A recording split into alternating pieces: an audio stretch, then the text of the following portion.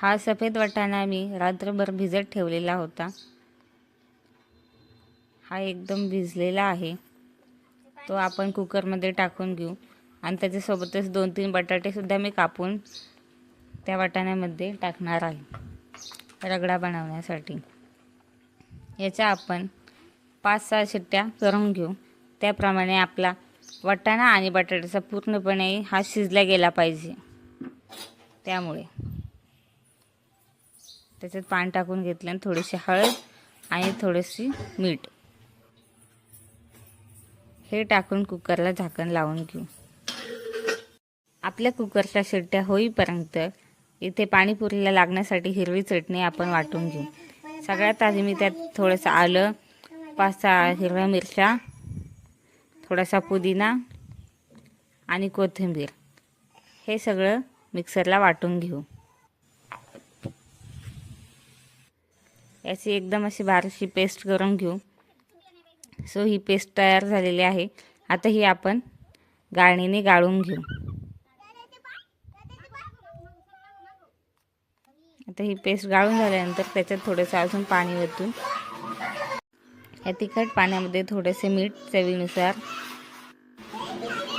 थोडीशी जिरा पावडर, धना पावडर, आमचूर पावडर टाकून घेऊ आणि हे मिश्रण मिसळून घेऊ। आता इथे आपण चिंचेची आंबट गोड चटणी बनवणार आहोत। त्यासाठी ह्या चिंचा भिजत घालून ठेवायच्या। आंबट गोड पाण्यासाठी एका पातेल्यात मी गूळ टाकलेला आहे। त्याच्यात आता आपण ज्या भिजायला चिंचा ठेवलेल्या होत्या त्या भिजवलेल्या चिंचा सुद्धा त्या गुळात टाकणार आहेत आणि याच्यात थोडंसं पाणी टाकायचं आणि गूळ आणि चिंच ही पूर्णपणे उकळून घ्यायची। चिंच गुळाचं पाणी पूर्णपणे उकळून घ्यायचं। त्यानंतर हे मिश्रण चाळून घ्यायचं। आता हे आंबट गोड पाणी गाळून झाल्यानंतर त्याच्यात थोडीशी बडीशेप टाकायची। मग आपलं तयार आहे पाणीपुरीचं आंबट गोड पाणी।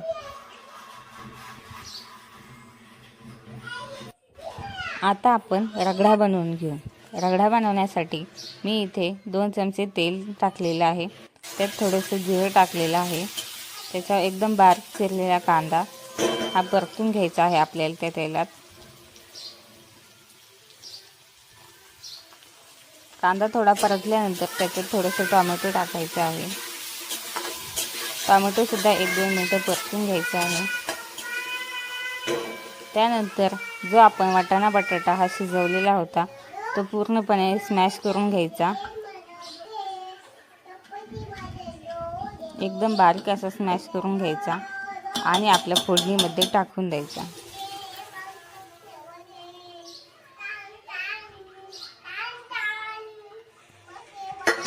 आता हे मिश्रण व्यवस्थित हलवून घ्यायचं।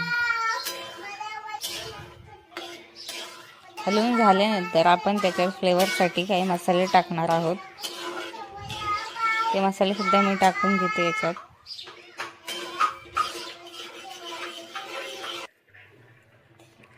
थोडीशी जिरा पावडर, थोडीशी आमचूर पावडर, तुम्ही तुमच्या अंदाजाप्रमाणे हे सगळे मसाले मीठ वगैरे टाकून घेऊ शकता। माझं सगळं प्रमाण हे अंदाजेच असतं।